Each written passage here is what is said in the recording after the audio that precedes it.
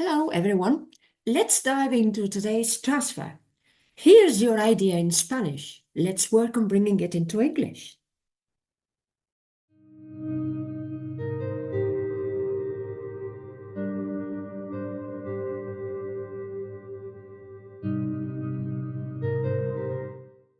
Okay, today I would like to propose the next sentence.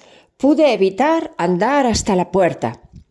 And how can we transfer that sentence into English?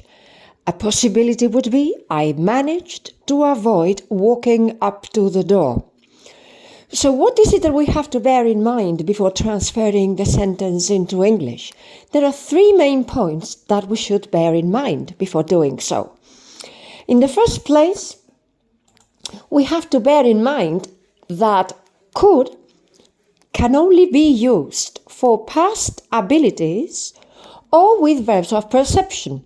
I mean, for example, a past ability would be, when I was 6, I could play the piano. Concerning verbs of perception, we could use it with verbs of sensory perception. For example, yesterday I could see how she felt. Or we can use it with verbs of intellectual, meaning intellectual perception. For example, it was then that I could understand the implications of the plan. And what can we use if we want to express possibility in the past? If we want to express possibility in the past, definitely it won't be could. It will be able to. Eventually, I was able to get it done. It could be managed to. Eventually, I managed to get it done. Or it could be succeeded in. Eventually, I succeeded in getting it done. Obviously, succeeded in will be followed by a gerund because in is a preposition. The second point that we should bear in mind is avoid, which is followed by a gerund. We have mentioned that in English, the concept of prospection and retrospection, or the concepts of prospection and retrospection, from my point of view, are very important. And what do they mean?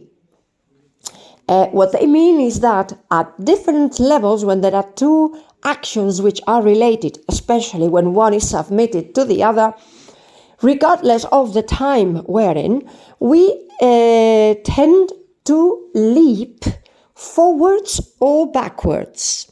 When we leap forwards, it is a prospection or a prospective movement, prospection.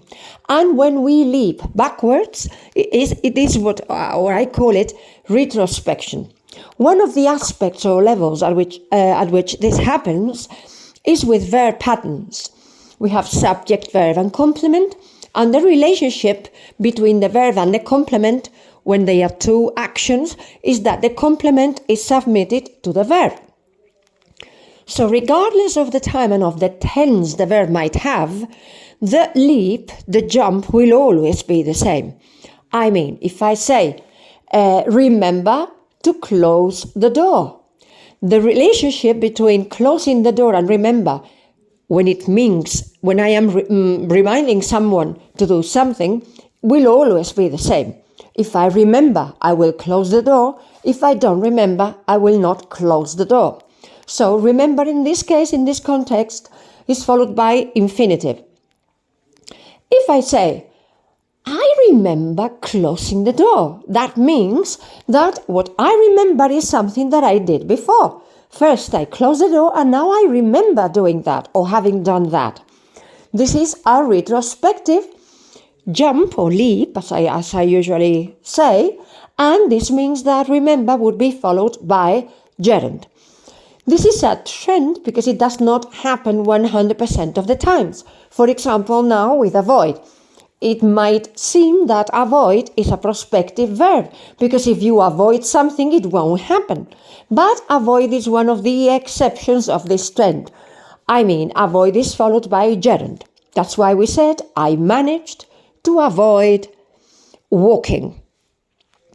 And finally, the last item that I think we should bear in mind is as simple as the preposition. We cannot say until the door, because until is a preposition of time.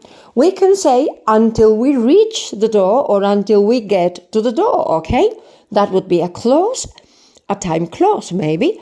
But if we want to use a preposition, it has to be a preposition of space, of place. And the preposition of place would be up to the door. That's why the final sentence, or the way in which we transfer the sentence, pude evitar andar hasta la puerta, would be, I managed to avoid walking up to the door.